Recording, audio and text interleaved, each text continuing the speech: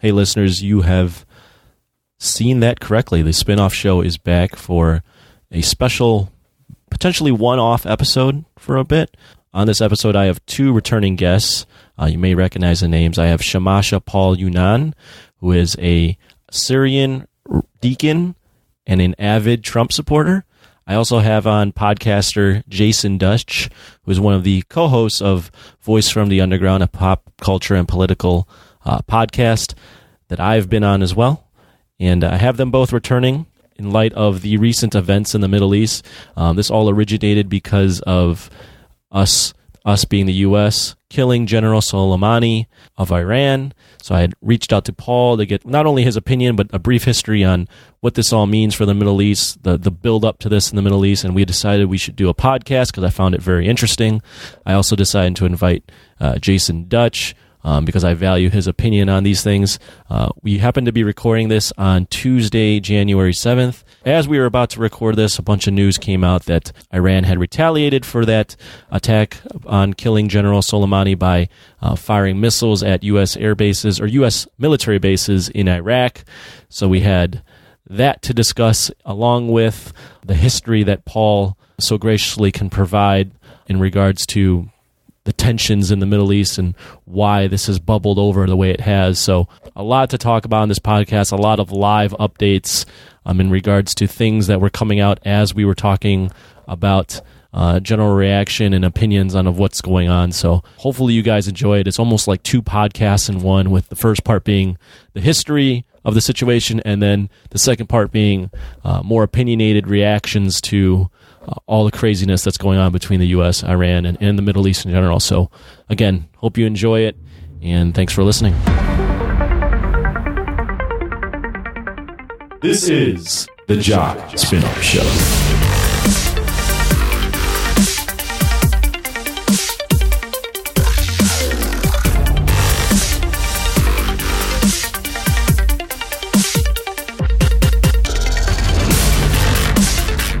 Hey guys, we are back on a spin-off episode. Sort of impromptu spin-off episode. I had plans to do another one, and then with all the news in the Middle East coming out, I decided there would be no better time than bringing back two guests that I respect the opinion of. And then tonight being January 7th, Tuesday, January 7th, a lot of stuff has come out tonight in regards to the issue we were going to talk about. So, I wouldn't even say perfect. Perfect timing isn't the word, but we're here to discuss the Middle East and Iran, U.S., all the politics and stuff that's going on. I got back on Shamasha, Paul Younan, and Jasen Dutch from Voice from the Underground. How you guys both doing? Hey, thanks, Tony. It's great to be back, and I'm doing well. How are you? Good. Yeah, thank you. I'm good. Doing good, brother. Hey, good. Paul, how's it going, man? Hey, we do know each other. They actually know each other. They've actually know each other and have been on podcasts together before as well. So this isn't everyone's kind of familiar with one another. Yeah, we were lucky enough to get Paul on a few times to argue about politics. So he's he is well informed. Trump supporter. I wouldn't say lucky in that same context. No, we love having you on, man. Yeah. Well, I respect both your guys' opinions. So just for the listener, again, today being January 7th, originally this was going to be, so if you guys don't know, it was General Soleimani, who's basically like the second in command out in Iraq, was killed by the U.S. in Iran. He was killed by the U.S. in Iraq in retaliation to a general contractor dying and people storming the U.S. embassy. So then once he was killed, obviously there was an escalation with Iran and U.S. I immediately hit up Paul to get his opinion on things, and he led me down a path of all the rocky history that's in the Middle East with the Sunnis and the Shia and everything that's gone on out there, and it's a ton of history. So I figured that would be an interesting podcast, and I wanted Jasen on. Turns out tonight it comes out that Iran has claimed to have fired and hit U.S. bases in Iraq, U.S. military bases in Iraq. So all the history stuff's going to kind of go out the window in terms of starting off with that, because obviously this is all breaking news that we're just learning about right now. I know Jasen just said that he's literally in 30, 40 minutes off of being off work, so his opinion is probably still being formed, but I'll start with Paul. Just instant reaction to all this stuff, this craziness that's going on.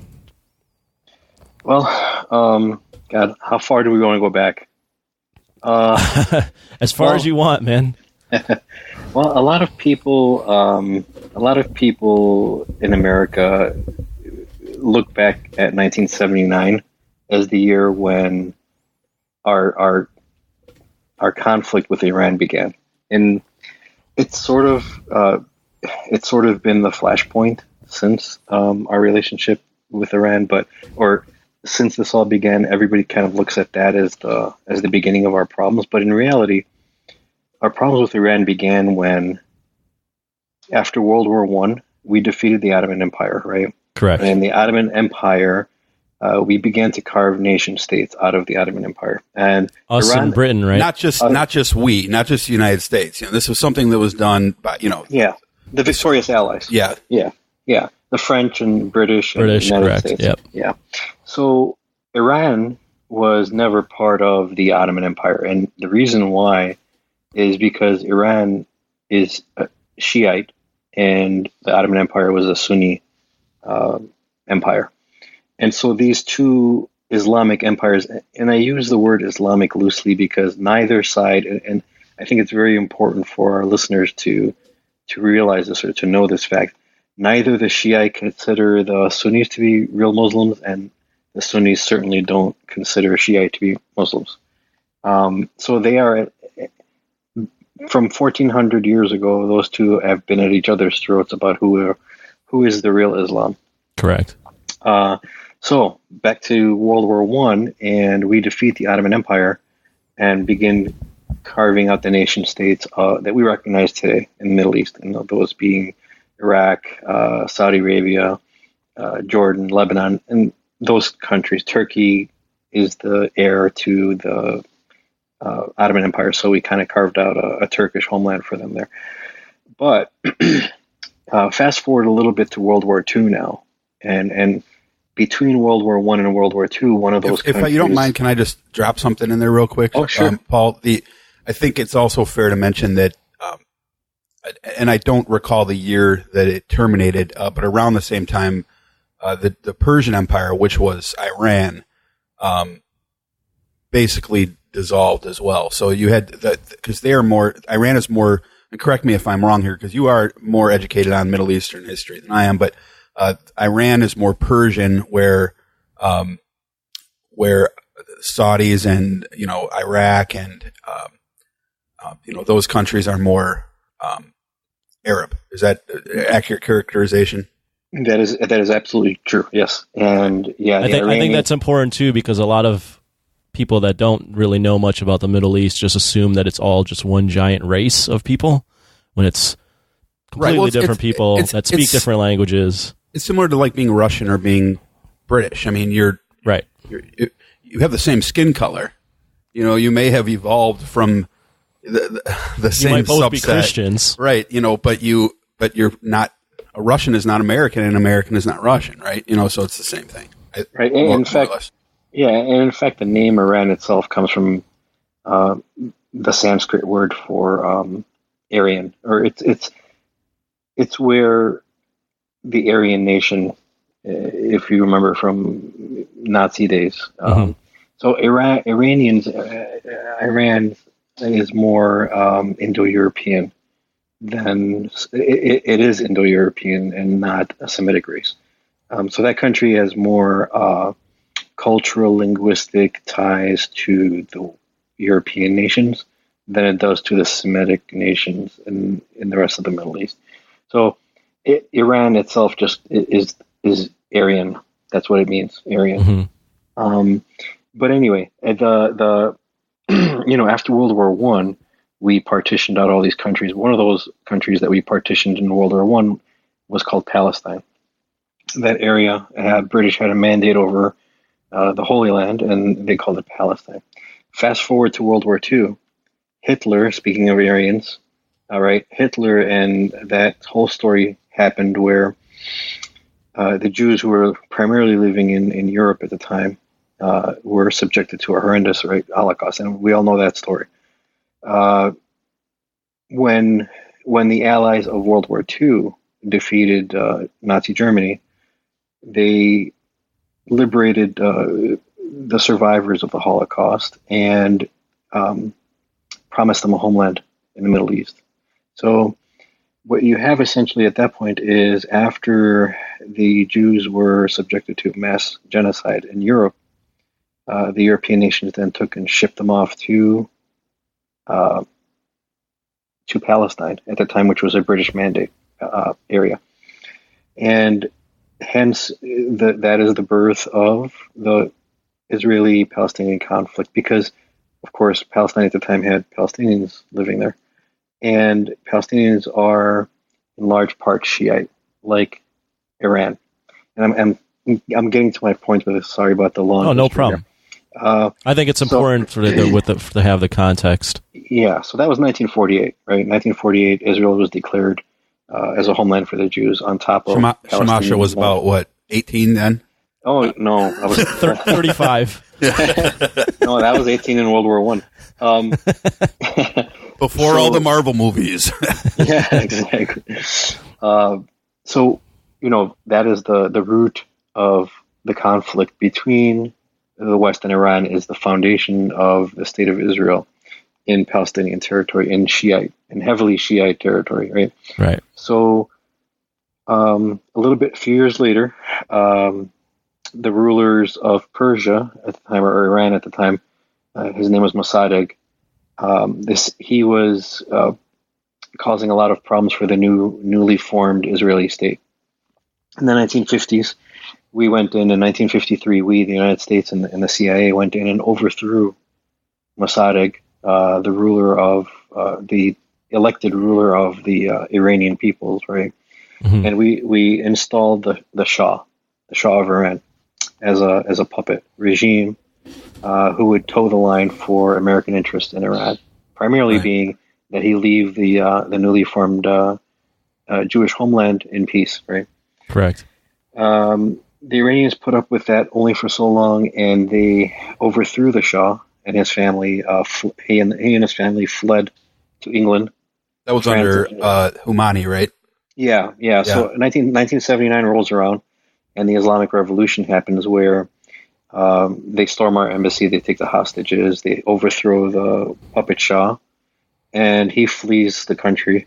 And now the Shiite Ayatollahs are in power, and that's been, since 1979 until now, we've been in a sort of Cold War with Iran. Exactly, yeah. For the sake of primarily two countries, and that is Saudi Arabia and Israel, both of whom are in the target hairs of the Iranians for various reasons, right? And now, more recently, I would add, correct me if I'm wrong, now almost more recently, the fight to keep Iraq and Syria in our best interests as well.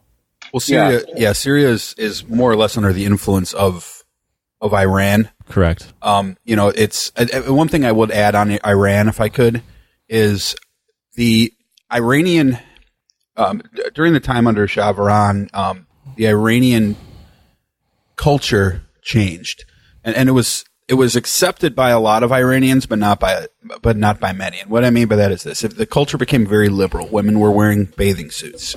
It was becoming a like the United States, under Western influence, so to speak. And a lot of there was a lot of progressive thought, not progressive by the definition of what we're looking at with like Ocasio-Cortez, Bernie Sanders, but progressive for its day. For example, with that, Abraham Lincoln was a progressive for his time, but in his time, if he were alive today, he'd be looked at as a right-wing extremist because views change over time. So in Iran at the time, it started becoming more liberal. It was definitely a democracy. It was almost a true democracy, and a lot of the people within that culture accepted that and thought it was liberating and great. And a lot of people within that culture thought it should be back under Islamic control, under theocratic control. We see the same thing today in the United States. You have, a lot of people who want us to completely go the way of Bernie Sanders, and we have a lot of people who want us to go the way of Franklin Graham. I did not say Donald Trump there because I look at him as a fake Christian, but you have people who want to be back under, like, they want the U.S. to be a Christian nation, and you have others who are like, no, you can be Christian, great, but absolutely no religion in the government. And that fight took place in Iran around this time. And I'm not sure if, again, Paul's more of the expert here, but I think that's a fair characterization of what was happening at the time and led to the rise of Ayatollah Khomeini and his campaign that was obviously helped by outside influences as well. But they overthrew that government at that point in time in 1979 and took control of the country and then turned it more into a theocratic. And theocratic basically means a religious-based state rather than a secular-based state. Yeah, and I think that's a very important point, Jason. There was a lot of fighting against what they considered to be toxic or corrupting Western influence on their society, right?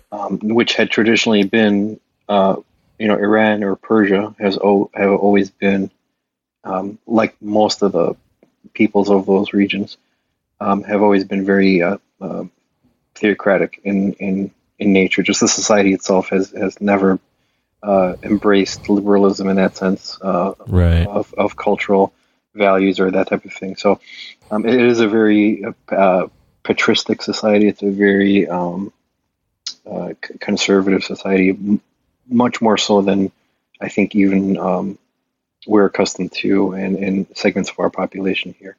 I would agree. Yeah, I mean, we're talking about Old Testament conservatism, and it's I'm critical of Islam a lot, and you can get in a lot of hot water for that. I'm not a fan of Christianity in its ecclesiastical interpretations. I'm not a fan of Islam in its surah-related interpretations. So because a lot of that can be very problematic. But one thing I will say is that in the West, I think we have a misconception about the Shia versus Sunni conflict. Yes, there has always been this conflict there. It started back right after the death of Muhammad. When there was a dispute between, I believe it was his uncle and his nephew, or his son and his nephew, or something like that. Well, yeah, it was between the successors of, should it be someone that the people elect, I believe, or someone related to Muhammad. Right, and would there be imams, which imam is like their word for priest, or would there not be? And that's besides the point for this, but by and large, during the reigns of the Persian and Ottoman Empire. So, and then though these were very long reigns, Ottoman Empire reigned for a very, very long time. But prior to 1979, Islam, the states of Islam were not really at fighting with themselves. They were very angry about Israel for obvious reasons. But for the most part, I think it's mischaracterized that Sunnis and Shiites were just killing each other in the streets during the early parts of the 20th century, 1910 to whatever, I'd say around 1979. And it's often equated to like what happened during the schism between Protestantism and Catholicism, when there was horrendous murders, and genocidal acts that took place within Christendom, that led ultimately to the United States becoming a country, because guess what? People fled that persecution and then decided that they were going to come here and persecute other people. But that was one of the reasons why we have a country in the first place, because of a lot of what was going on, in England and some of the other European states. So, that is, a lot of people will say, Sunnis and Shiites have always killed each other. And that is true possibly on a micro level, but from a macro sense, they maybe ideologically don't get along, but there was not quite as much turmoil as there was after 1979. It was mostly everyone was very narrowly focused on the fact that you had Israel, who was now this big troublemaker, so to speak, that was just placed there in the land that was given to them, and then they took that land back. and placed there by people that weren't from there, right? And according to the people that are living there at the time. Yes, and it's akin to, obviously the Israelite people lived in that area in biblical times. There's not much dispute of that. There's archaeological evidence to prove that this is the case. But it'd be almost like we get into a revolution of some sort in the United States, and then they decide to give Arizona to all of the Native Americans. And, the people who live in Arizona who are white, they don't kick them out, but they have no rights there. So, and imagine Arizona being like the holiest place in your culture. Yes, which and it's given one. It's given into the other people. And I'm not sure they would want Arizona. But, you know what I mean? But I don't consider it that holy, no. Yeah, but yeah, it's, at Wrigley, let's say Chicago, and they put the shrine at Wrigley Field, right? The most holy spot in the United States. But, that's my perspective on it, at least. I'm not trying to speak for Paul. And there's different historical records of, people disagree with some things, but that's the way that I would equate it, is to, they were narrowly focused on Israel for a time there, probably between the late 1940s and the Islamic Revolution, at which point in time you had, really, like Paul said, and he's characterized it great, and I actually hadn't even thought of that. It was a Cold War. We had a Cold War between the United States and Russia that was very famous. This is a Cold War between Saudi Arabia and Iran, and it has been since that time, because Iran, what they want to do basically is Iran wants to upset the balance of all the countries in that region and make them theocracies. Saudis, because they just happened to take power and then discover they had oil there, and then became, of course, magically an ally of the United States, which made Iran a de facto ally of the Russians, of course. But they want to basically keep the region stable. And the reason why they want to keep the region stable is because they're afraid that they're going to overthrow the 1979 will happen again. Yeah, theocracy will happen there, and there'll be a revolution there. So what they've done for a long time is they've used Iraq as sort of this buffer. They used Saddam Hussein as a buffer, and to keep sort of the peace there. And during the Iran-Iraq War in the 80s, there was a lot of support from Saudi Arabia, as Saddam Hussein was trying to invade Iran because he wanted their oil, and also he wanted to.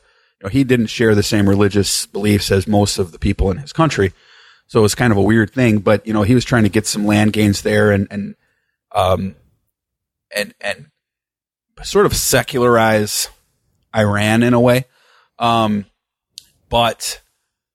then he kind of got power hungry after he lost that war, and that war became a bit of a stalemate. And then he decided, of course, to invade Kuwait, because he's like, well, I can't take Iran's oil, so I'll take Kuwait's. And guess what? Kuwait was an ally of the United States, and then we have history. So, but there's a lot of similarities between the taking down of Saddam Hussein and the taking down of this Iranian general, Soleimani. I don't know how to pronounce his name. Salami. We'll call him King Salami Sandwich. Soleimani, I would go with. Soleimani. So there are some similarities. I think they jog around the same track here, in some ways. So we can start debating the semantics of that at some point. But, I just wanted to kind of that's my perspective, like my history on what I've learned and what I've read over the years, and I'm remembering from college courses, that sort of stuff. Paul, does that sound about right? Yeah. I mean, I think Jason brings up a lot of good points. The one thing I would add to that too is the Shiites. To this day, they I don't know if you've ever seen the festival that they have called Ashura, but it's their holiest day. They're so far removed from mainstream or Sunni Islam that it's kind of humorous, but the entire practice of Shiite Islam is around the fact that Ali and Hussein were martyred, who were of the family or the household of Muhammad, and it's this martyrdom of Ali and Hussein that really essential to their religion, and they blame the Sunnis for that, obviously, because the Sunnis are the people who killed the legitimate ruler or successor to Muhammad, which is always to be, somebody, according to the Shiites, is always to be somebody from the household of Muhammad. So you see them in the streets in Iran, and they're cutting themselves on the head with swords, and they're cutting their baby and their children and their baby sons on the heads with swords, and they're bleeding like profusely all over the place. Yeesh. I don't know if you've seen footage of that. No, I don't think I want to watch that. This is something where they're self-mutilating, right? This is something that Saddam Hussein had brutally repressed. This celebration of Ashura, it's called, and Iraq being majority Shiite, he was a Sunni strongman or ruler from the minority Sunni population in Iraq, but he really clamped down on the Shiites, and part of that clamping down was the repression of these types of religious celebrations by the Shiites. So you said Saddam was a straw puppet ruler? No, a strong man, or I should. Oh yeah, I thought you said straw man ruler, because I was saying like him and Gaddafi are like, to me, the two textbook examples of strong men. Maybe along with Castro. Yeah. They're also two textbook examples of the devil we know versus what transpires after. For sure. I mean, they were very important in keeping the stability of that region, because we see what happened after Saddam. Saddam Hussein was a piece of shit. The guy was a murderous, ravenous ass, and greedy for oil, that sort of thing. But the point, the interesting thing is, because Europe came in like Paul said, and they just decided the border is going to be here, and this lake will be looks like a good border, so we'll use that border. But of course, they set up these borders, but they never enforced any black market weapons sales. People just come in there and sell weapons to whoever. The weapons dealers love selling guns into the Middle East, which is one of the reasons why everyone's afraid of Iran having nuclear weapons, because Iran just sells a lot of weapons. But I'm going down a rabbit hole, but the point is that Gaddafi and Saddam in that region were strong men who, ironically, things have been worse since they are gone. Right. So absolutely, it's a weird connection there. And I think that's something, Paul, I'll have you continue a second, but I think that's something we'll touch on later too, is the possible effects of an escalation and where that would lead to in Iran. Iraq and Libya and all these other countries kind of have governments that were a little bit easy to push over. Iran, in my opinion, doesn't. And the ramifications... 4 times the size of Iraq's military. Right, and the ramifications of trying to do the same thing we did in Iraq to Iran is a path I don't know we want to go down. So again, Paul, go ahead and continue where you were at. Oh, yeah. So that was, going back to that 1979 revolution, and ever since then, what Iran has done, if you look at a map of the Middle East, right, the main focus of Iranian policy has been to destroy the state of Israel. Their first enemy, the first ones that they want to get to are the state of Israel. After that, they want to get to Saudi Arabia, of course, and the other Shiite countries. But their first target is Israel, right? So if you look at a map of the Middle East and imagine what the term is called in modern political arenas is the Shiite crescent.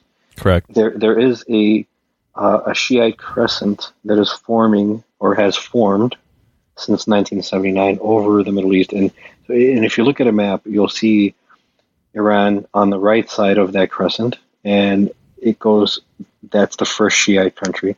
The next Shiite country after the fall of Saddam Hussein and the rise of the Shiite government in Iraq is now Iraq. So that's, inching closer to Israel, right? Ironically, a Shiite government that we kind of teamed up with the Shiites to take out Saddam. Yeah, so inadvertently helped out the people we didn't want to help out, apparently now. Right. Yeah, big blunder. Yeah, we've done that a few times in our history. Yeah, and more. I think this is a trend in U.S. history. But go ahead.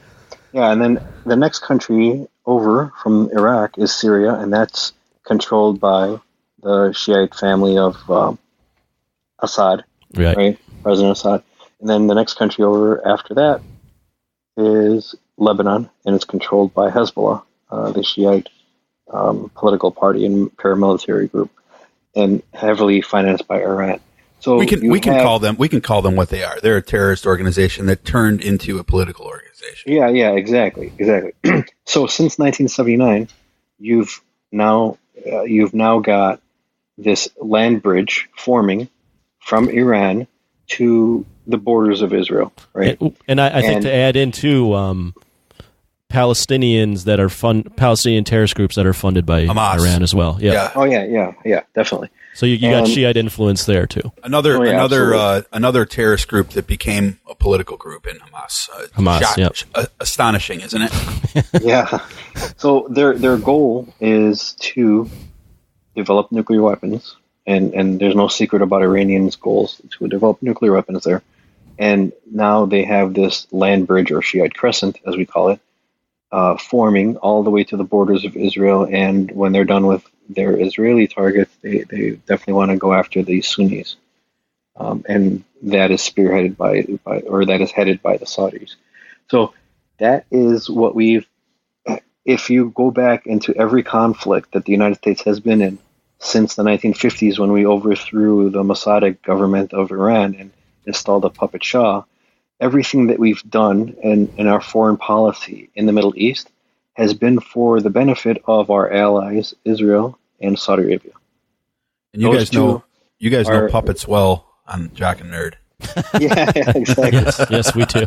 Exactly. So this is every conflict that you've seen in the past decade, right, in decades before this past decade, have been in this hot zone, right? You Correct. have Iraq, you have Syria, you have Lebanon. All of these are directly related to what we're talking about, this growing Shiite influence and land bridge to Israel. There are other hot pockets here and there, like in Yemen, where there are sizable Shiite populations, and Iran funds them and arms them to really cause a lot of anarchy and chaos and keep the Sunnis busy fighting them. But primarily their goal is to get to Israel. And so this is why you'll see Benjamin Netanyahu on the UN stage every few weeks or a few months with his drawings of the bomb and Iran. This has been what's unfolding tonight has been in the works for a long, long time with certain power players in Washington, D.C., certain warmongers who've been wanting this war for decades, not just the past few years, but like John Bolton. Yeah, I mean, decades. Since the 1979 revolution, the Israelis and the Saudis have been prodding the United States to take care of this Iranian problem for them. For different reasons. For different reasons. And so with the Saudis, it's primarily religious. With the Israelis, it's literally a life and death situation. If it's religious Iran there as well. But they're looking at a dirty bomb or a nuclear bomb going off in Tel Aviv, sure. potentially, right? So, and Iran, and believe me when I say Iran and the Shiites in general, they're very apocalyptic. Among the two schools of Islam, that's true. The Shiites are the more apocalyptic side, and they would have no qualm about sneaking in a dirty bomb or a full-blown nuclear weapon and detonating it in the middle of Tel Aviv, and thinking they're doing Allah's work, right? So this is what we're facing tonight with this attack. Is just the latest in a series of things from the 1950s, from 1948, the foundation of the State of Israel, that we've been in enmity with the Iranian people, with the Shiite group. Mm-hmm. So hopefully that gives a little bit of insight. From my perspective, this is kind of something that we unfortunately have become too familiar with as minorities in the Middle East. This battle between these two behemoths, which are the Sunnis and the Shiites. I think it's important to, and you've told me this, Paul, but I think it's important to note that a lot of people think that it's just these two peoples in the Middle East, when actually the Middle East, for a good time, long time, and even currently, but at a smaller population, was very mixed culture. Different religions, different kind of people, not all the same, not all Arabs, not all just Muslims. So a lot of the wake of these proxy wars has been a lot of these people getting eliminated. Yep. Yeah. You have people like like us who are Assyrians and a pre-Islamic, pre-Arab civilization there, kind of like the Native Americans here. You have a lot of other groups like us too in the Middle East, but primarily, even those peoples, they've been conquered and have either melted into the Sunni side or the Persian side, and that's where we find ourselves today. Unfortunately, it's a powder keg ready to go off at any moment, and it only becomes worse if Iran really does realize its goal of obtaining nuclear weapons and using them against what it considers to be its biggest enemy, which is the Zionist, what they call the Zionist invader, and after that, their longest standing enemy, which is Sunni Islam. So we're at this point.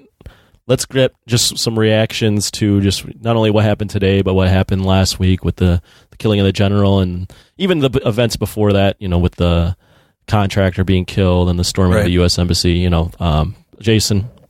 Well, just one last go ahead. Interesting touch point on the the Middle East demographic, and this is just a weird thing.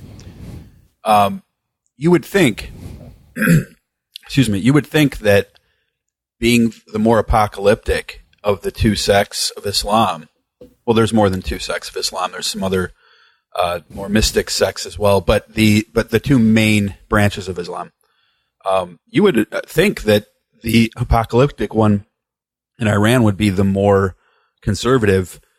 Interestingly enough, women have far less rights in Saudi Arabia than they do in Iran, because, and I think that goes back to when they had the Shahvaran in place, because a lot of people were slightly more liberal then. Where in Saudi Arabia, you pretty much all the time you have to, women have to wear burqas and hijabs and things like that. So just a interesting, not really a dichotomy there, but a interesting. It's not really the way that you might think that it would be if you were to ask which you think would be more likely, at least in my opinion. But actually, before we get into just another interesting tidbit here, just to make this more confusing, and thanks to Paul and some of the research I did, ISIS, who was a big enemy of ours for the last 4 years, and someone that was propped up as the most evil thing ever, was actually a Sunni Muslim group, Sunni extremist Muslim group, and Iran was helping us defeat them. So. Including the general that we killed. Yeah, both he of was them. He was a masterful ISIS killer. So just to make this more confusing. Yeah, he was a masterful killer of a lot of people. I mean, let's first of all, this again, Salami. I can't pronounce his name. Soleimani. He was not a good guy. Okay, so a lot of these people are propping him up as a hero, and I did read an article a couple days ago about him because, I mean, like most people, I didn't really know too much about him. Neither did Trump, for that matter. In fact, I have a funny clip I'll play for you in a second. But the point of the matter is that neither the Saudis nor Iran were huge fans of ISIS. Both of them were helping us to eliminate ISIS. So, we as the United States have had a lot of help with eradicating ISIS, and they're not defeated yet. I think that Trump pulling out of the Iran deal almost helped reboot ISIS to a degree. Call it ISIS 2.0. But this general was instrumental and violent in taking care of ISIS. So, not too many tears for those guys, but again, kind of remember the leaders of ISIS are extraordinarily bad people, but oftentimes, just like with white supremacist groups and just like with street gangs, a lot of the members are like 14-year-old kids who are just being told to do what they're doing. And they're being, so it's like, I do sympathize with, the fighters maybe. Yes, to a degree. Right. There are people who go out of their way and travel to fight with ISIS because they believe in that ideology. And then there are others, and it's simple, same thing happens in West Africa, with a lot of these, with these militant groups, like especially in like Nigeria and Somalia. The kids are just a victim of it. And I think that's the main thing. And I know Shamasha, Paul, and I are going to disagree on a lot of shit in this podcast. One thing we will not disagree on, I can tell you, is that the victims here, especially in places like Yemen, are always the people. It's the citizens, the people living in these countries, who are the ones who are really suffering. And that's the real sad. You have way more civilian casualties than you have military casualties all the time. Yeah, and I think it's important to know too that the average people in the Middle East, they're not theologians. They're not they're not well versed in the specific differences between the school of thought of the Shiite camps versus the Sunni camps, and what the difference theologically is between a Wahhabi from Saudi Arabia or a member of Hezbollah on the Shiite side. So they're really confused. A lot of them are really confused as to this enmity between the two. How I had mentioned, I think up to this point we've been talking primarily about Shiite Islam and its number one target being what they term the Zionist state or the Jewish state. Likewise, on the hot-headed side of the Sunnis or the extremists of the Sunnis, ISIS, Al-Qaeda, these types of groups are all Sunni. Their number one target is Shiite Islam and not Israel. And that's interesting to know too, because they consider the Sunnis consider Shiites to be such a degradation or such a bastardization blasphemy. Almost. Yeah, such a blasphemy to Islam that they don't even consider them to be worse than pagans. It's funny because the dynamics in the Middle East and these groups are such that a Shiite will gladly give his daughter in the hand of marriage to a Christian or a Jew over a Shiite and or over a Sunni, and likewise the Sunni would gladly give his daughter in hand in marriage to a Christian or a Jew over a Shiite. It is that type of enmity. It is that type of historical hatred between these two camps that not many people know about. There is a deep, deep hatred. And while Shiite Islam and Iran have their most immediate target, or their bullseye on the most immediate target, which is Israel, the Sunnis, conversely, their biggest threat or their biggest hated enemy is Shiite Islam, and what they see is this growing influence of Iran, because they don't want the Shiite school to outgrow the Sunni school and eventually take over the Islamic holy sites in Mecca and Medina and so forth. So, which are both in Saudi Arabia, by the way. Which are both in Saudi Arabia. And Saudi Arabia, believe it or not, has its own sizable Shiite population, especially in the eastern province of Saudi Arabia that's closer to Iran. And closer to the southern border with Iraq, or Iraq's southern border, I should say. So there's an inside Shia population within the Kingdom of Saudi Arabia that they're always persecuting as well. Like Saddam Hussein persecuted the Shiites in the south of Iraq, so does the Saudis persecute their own Shia communities in their eastern frontier. And so there's a lot of dynamic here, but really, for our listener, I don't want you to be too confused about all these dynamics in play. Just know that Shiite and Islam are like Catholic and Protestant, but a lot worse, and for a lot longer. Right? It's been 1,400 years. It's literally been. This has been going on. This enmity between these two camps has been going on since the day Muhammad died, and they had to choose a successor to Muhammad, and it's not been let up. Have there been periods of relative peace? Sure.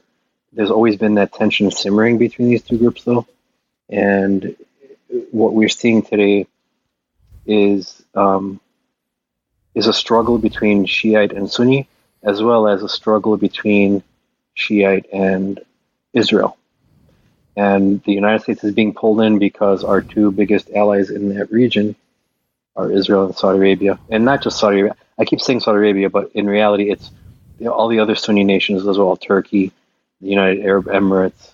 But Bahrain, mostly Saudi Arabia, because guess what? Egypt, they sell us oil for a cheap price. Let's call a spade a spade. Well, it is. And I think Tony and I Tony, I think you and I were discussing this on chat before, but yeah. There's a whole other story about Saudi Arabia that we can get into if we have the time tonight. But it's really its own topic. But going back to, as a summary, going back to what I was talking about after the First World War, and we carved up the Ottoman Empire. Arabia was part of the Ottoman Empire, of course, as well as pretty much all of North Africa, right? Arabia at the time was just called Arabia. It got the name Saudi because, and by the way, here's an interesting trivia tidbit. Saudi Arabia is the only country in the world today that is named after a family. It's literally named after a family, the Saud family. And there's an interesting story behind the Saud family. The Sauds were, like many other clans at the time during World War I, were bandits. Basically, they were a strong clan of families that were highway bandits. And the British made use of them. They were very powerful, and they were known as ferocious fighters. The British made use of the Saud family to defeat the Ottomans from within the empire. As their reward, they were given a monarchy in Arabia. They were promised that their family would be beyond, of course, oil was discovered by that time. And that's part of the reason why we went to dissolve the I believe that oil was discovered after they took power. That's what's commonly thought, but the already industrialized West had already known about the oil literally oozes to this day from the sands of Saudi Arabia. It's just that it's just that the secret of the ooze. It's literally that it's the Arabians didn't know about it, but the Allies in World War I did, and it's part of what prompted them to go after the Ottoman Empire and conquer it. But anyway, the Saud family was rewarded for their assistance with dissolving the Ottoman Empire by being instilled as the monarchs of Saudi Arabia or of Arabia, and hence it became Saudi Arabia. This is strange because in the Middle East we don't have monarchies. Monarchies are a Western or a European thing. In the Middle East, what we have is among the Islamic nations there is in the Sunnis you have the concept of a caliph, the caliphate, and the Ottoman Empire had the caliph was the lead, or think of the caliph as the type of pope. It's like the pope of Sunni Islam, like how the pope is to Catholicism. That's how the caliph is to Sunni Islam. At the time, the caliph at Ottoman Empire, he resided in Istanbul, and we defeated the Ottoman Empire. Of course, he was the last caliph of Sunni Islam until al-Baghdadi of ISIS recently proclaimed himself to be the caliph. But that's another story too. Anyway, the monarchy of the Saudis that was instilled by the British was quite foreign in concept. In the Middle East, we don't have kings and queens, right?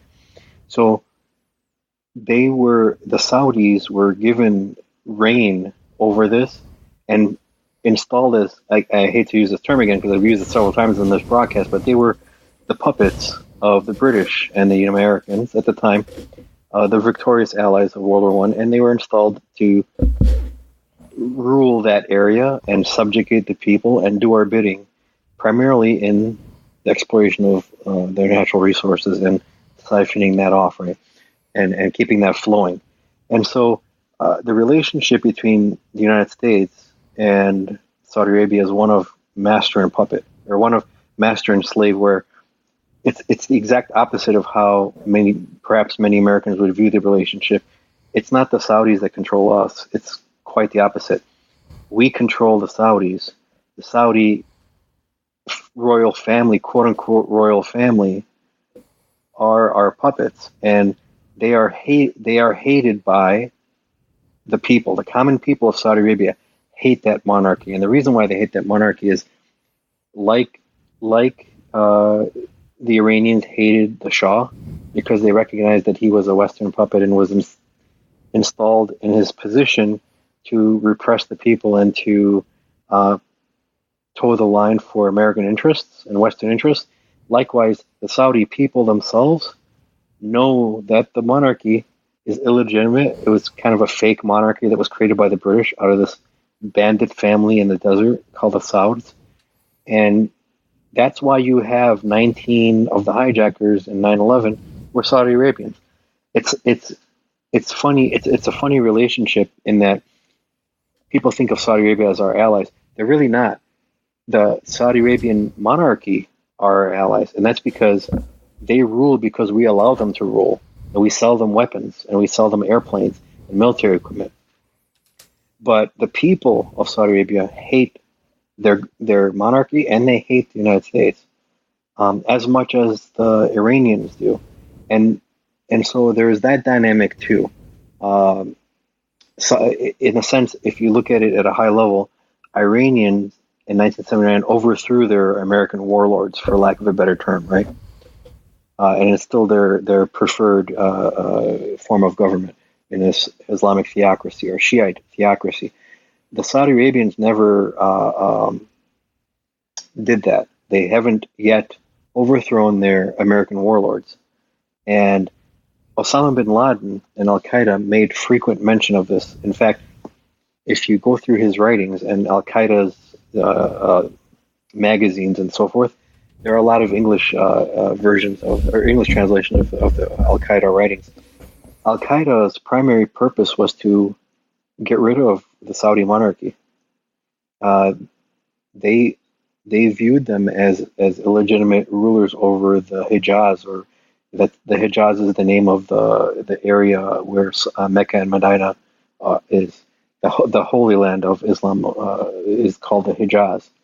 And so Osama bin Laden's primary target was the Saudi monarchy, and that's why they fought him so hard.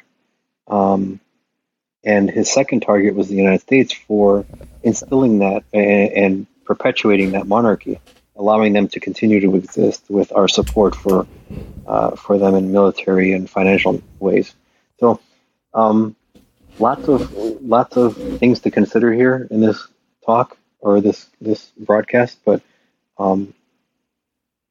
these two worlds, Shiite and Sunni, there's many moving facets to it. It's very dynamic, and if you know the history behind all of these things, that a lot of these nations are just barely 100 years old and really creations of the West, it becomes headlines start to make a lot more sense when you consider this traditional enmity between Shiite and Sunni, and when you consider what role the West had to play in creation of these nation states after the conquest of the Ottoman Empire. This is all really very helpful in terms of the context of the situation. So I much appreciated Shamasha, Paul. Let's get to the modern stuff. So as of today, that was cool stuff though. That was awesome. That was exactly why I wanted to. That's what actually prompted me to be like, Paul, we need to do a podcast. Yeah, I didn't know that story about the Saud. It was really interesting. I knew that there was a family of warlords that took over the country. I didn't know that and then I heard they discovered oil. So I had heard a slightly different historical context to that. So. It's not very well known here, but I would recommend. In fact, I can send you a link, and maybe we can post it on the broadcast 24 for our listeners. But there's an excellent documentary. It's It's on YouTube. It's about an hour-long video, and it's written from the perspective of a radical Islamist Sunni viewpoint. But it really documents well the history behind Saudi Arabia, or what we call Arabia, but quote unquote Saudi Arabia, and how that all came out to be. Yeah, I actually have it here. It's called Saudi Arabia, Servant and Master, and then Colonialism. Yeah, and I think they call it Saudi America, don't they? Saudi America, yes, correct. Saudi America. Yeah, and I did watch it in preparation for the show. Oh, great! So you saw their, and again, it's written from an almost Al Qaeda or ISIS type of viewpoint. But in being a Christian, I found it hard to listen to that, because I find anything ISIS repulsive. But I can't argue with the facts there, because it's just something that, my family being from the general region there, it's well known there, but it's not so well known here. And I think if more people in the West watch that, it really opens your eyes to the history behind some of these nation states, especially Saudi Arabia, and of course later Israel. And again, it would shock most people to know that these countries that are as ancient as the sands they're on, right? But in reality, these countries are much younger than the United States, even only born in the last century or so. Right. Absolutely. So Jason, we'll get back to you, and Paul, if you want to jump in now that we're kind of getting into more. The meat. Yeah, more or less. Not even. I wouldn't say it's a debate. I apologize, because I said let me just say one thing for 1 minute, and it turned into 18, 19 minutes. So my bad. Well, that's I'm far worse there. That's par for the course, I think, have had both of you on. That's par for the course. I wasn't expecting anything less. So General Salami, as you like to call him, or Soleimani, thoughts on him getting killed, I guess even putting into context, because a lot of the left will bring this up, thoughts on the fact that Trump was berating Obama for starting a war in Iran, and now potentially has. He sent 5 tweets over 4 years, Trump, and Obama wants to get reelected, so he'll start a war with Iran. Basically, was the context of those tweets over the course of a number of years, because Trump was just vehemently anti-Obama. Some of which is warranted. I mean, I'm not an Obama apologist. I think Obama was a good president. I by no means am pining to have his likeness carved onto Mount Rushmore. But the funny thing is that's exactly what he's doing now. He's in the middle of an impeachment. This is complete wag the dog. I mean, it is absolutely astonishing to me. And Soleimani, he goes on TV. He talks about how under my command, we have eliminated the number one terrorist in the world. Okay. I mean, he actually called him the number one terrorist in the world. Now, again, Salami is not a good guy, right? This guy was a vicious killer. He killed, I would say I don't know the guy, but I would say that it's probably a safe bet that he did a lot of what he did with little remorse, if any. The problem here is number one and number two. Well, first of all, I want to play this short clip for you. So this is right before Trump was elected. He was asked by Hugh Hewitt, a conservative, ultra-conservative, actually, guy in the media, about his thoughts on Soleimani. And this is the guy who's the president of the United States now. And put this in context. Remember that when Gary Johnson went on MSNBC and was asked about his thoughts on Aleppo, and he didn't know what Aleppo was because he thought it was an acronym, but they were talking about the capital of Syria, they lambasted him. Listen to this. This is very short, but just take a listen. Are you familiar with General Soleimani? Yes. Go ahead. Give me a little. Go ahead. Tell me. He runs the Quds forces. Yes. Okay. Right. Do you expect and I think the Kurds, by the way, have been horribly mistreated by us. No, not the Kurds. The Quds forces, the Iranian Revolutionary Guards Quds forces, the bad guys. Right. Do you expect his behavior to change as a result? Kurds. No. I'm sorry. I thought you said Kurds, because I think the Kurds have been very poorly treated by us here. Go ahead. Agreed. Okay. I realize I might have been a little loud. Imran will have to. Imran will have to. You'll have to level that out. Level it out a little, but he's obviously lying, right? He has no, and you know what? He didn't know who he was. Just say, you know what? Fuck it. I don't know who the guy is. I've never heard of this particular general before, and very few people would have had too much to say about it. They would have said, okay, because they would have voted for him anyway, right? Based on his platform. But the point of the matter becomes, he sits there for years patronizing Obama, and a lot of which was over where he was born, because he didn't believe he was born in the United States. And now he's the one doing exactly what he thought Obama was going to do, number one. Number two, okay, this guy who had no idea who Soleimani/Salami is going on TV and saying that he's the number one terrorist in the world, which there's no evidence of that. Now, here's where things get dicey. So we took the guy out, right? And there's a big debate going on right now about whether or not this was justified. I'm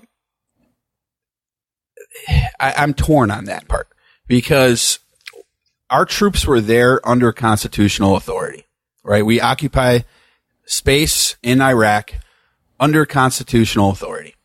We do have the right to defend ourselves. Trump took this guy out, and he's supposed to show evidence that there was an imminent threat. They have shown none. Well, okay? There's two things. That's the kind of the question here is, there's the imminent threat that you had mentioned, that he has evidence that he was going to do something to us. Mm-hmm. There's also the thing that they have touted, which is that they attacked first, right? They shot down a freaking drone. Right. We attacked them back. Right. And then they kill a contractor. Correct. Right. And then we kill 27 fucking people. Correct. What do you, and then they do, and then he starts, this guy is a big factor in there being a riot at the embassy. Right. In Iraq, if I recall correctly. Correct, yes. And no one died. Okay. But then we decide, okay, we're going to take this guy out.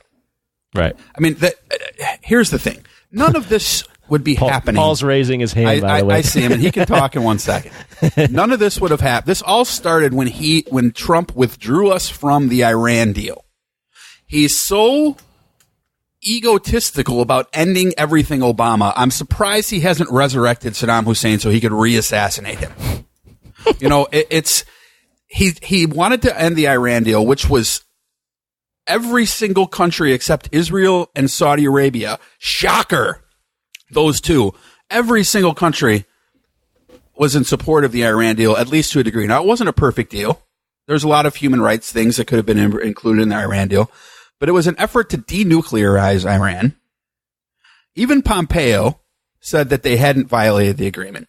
Trump ended it because he fucking felt like it. Because it was under Obama. And it wasn't even Obama. It was Germany. It was Russia. It was China. It was the EU. Right? And he just didn't like the deal. Again, not a perfect deal. It wasn't perfect. Israel said, there was still a pathway to a bomb there. Netanyahu said that. Of course he says that. Of course he does, because he's afraid of Iran. And I'm not saying he shouldn't be. But if he hadn't gone back and unwound the Iran deal in the first place, they were complying based on all the evidence that we have with 99%, if not 100% of the deal. And then, like I said, after this riot, they killed this guy, but there was no one killed at the riot. So then, now the thing is, and you know what? We were going to talk about this before today. And I was going to say that after they killed this guy, obviously they've made him a martyr now. And he's probably become way more popular post-mortem than he was before.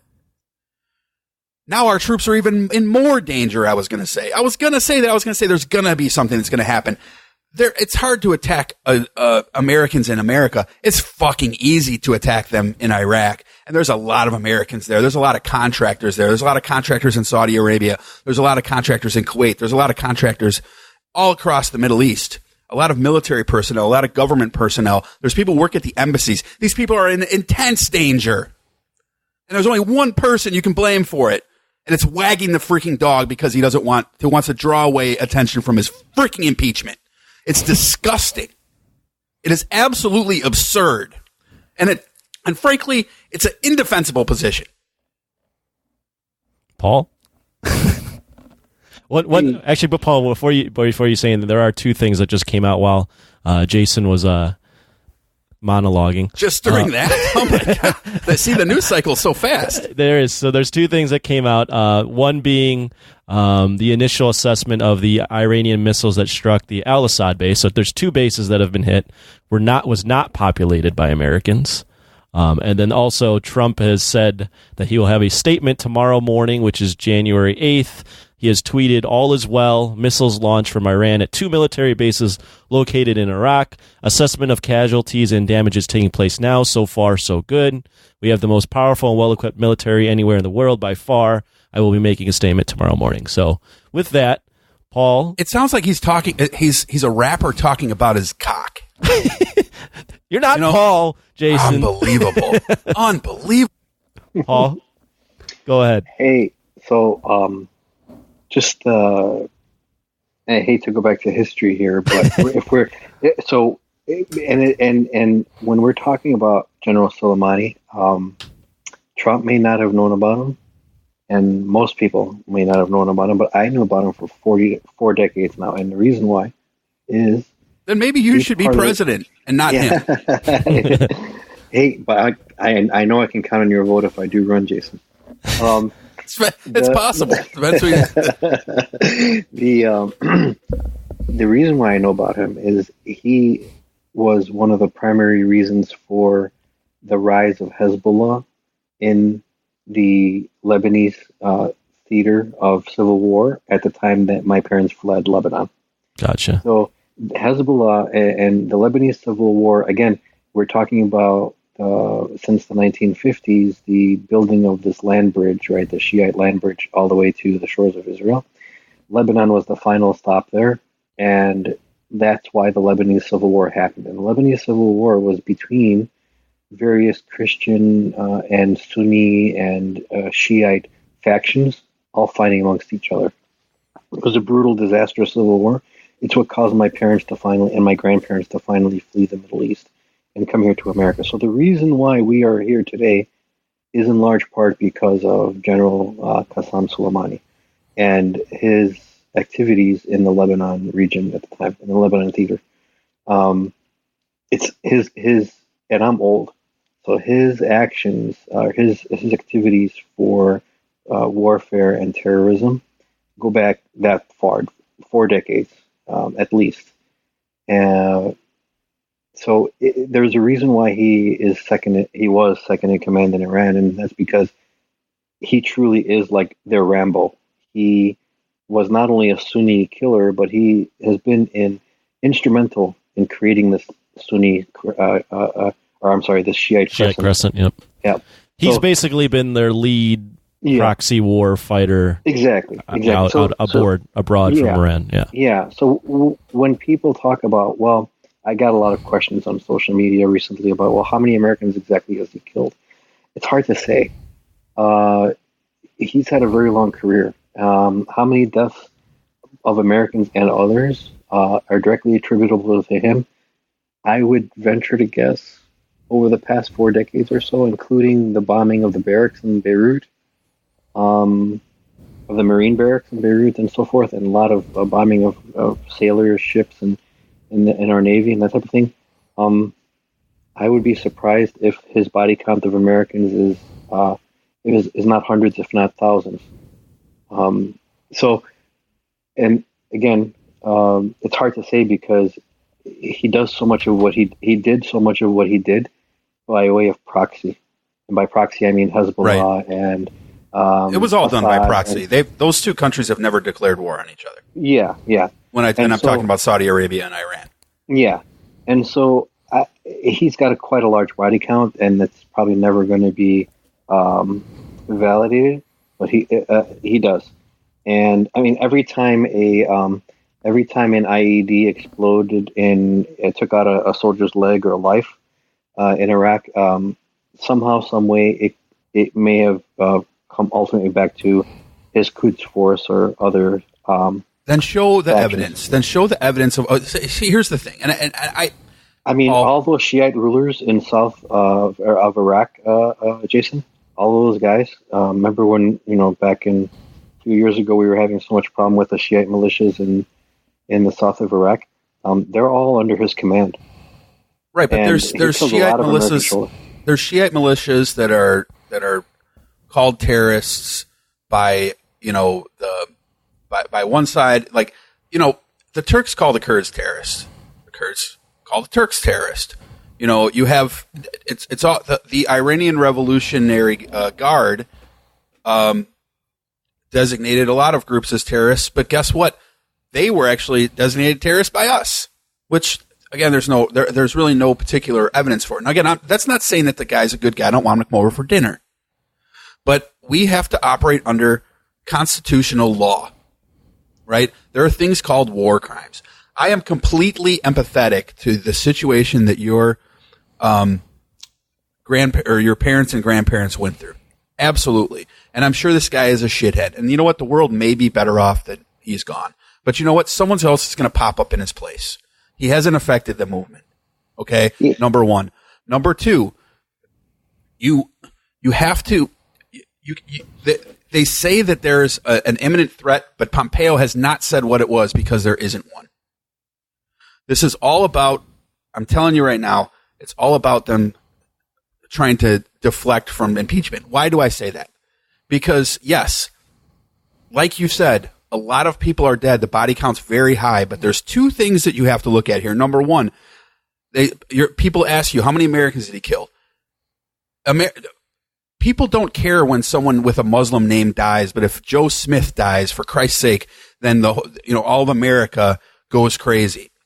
There's a lot of people dying across the world that happen to have different color skin and weird, funny names, and nobody cares in this country about it. I've said a lot of times that 1,000 people could die today in Haiti in an earthquake, and then Miley Cyrus dies an hour later in a car accident. We completely forget about Haiti, and we're all talking about one person. We're narrow-minded Americans. This is just the way. It doesn't make us bad. It just makes us narrow-minded.